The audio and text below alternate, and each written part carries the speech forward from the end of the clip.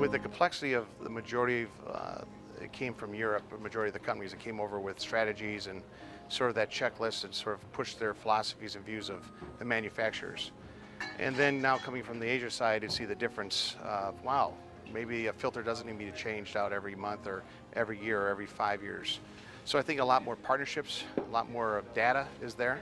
So I think people adjusted to that. And a lot more, as you see from this show, this great show we just had. A lot of folks are talking among each other. The network is unbelievable, and the show proved it because it brought a lot of people together just to talk and share a lot of ideas. So we have to adjust. Again, it comes to that bottom line.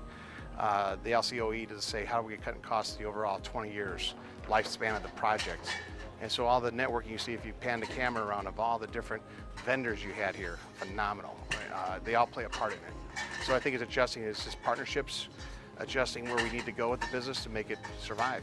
To be honest with you, where I've seen operations and maintenance go, really interesting. My previous job, we were an independent service provider providing operations and maintenance for the big owners. And so what were they looking for? Efficiencies, keeping the turbines up and running. And what we've seen is those small independent service providers have gone away. And the owners are now basically running their own turbines.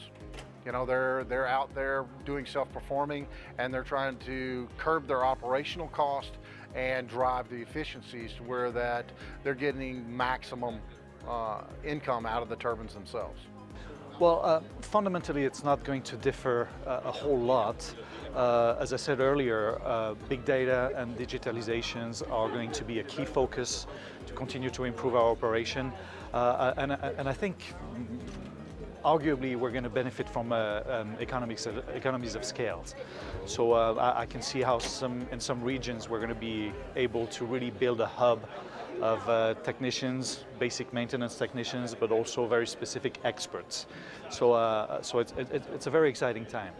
At a very high level, companies looking at preventative maintenance have found ways to build in incentives in their contract, which means that they're really looking at every item.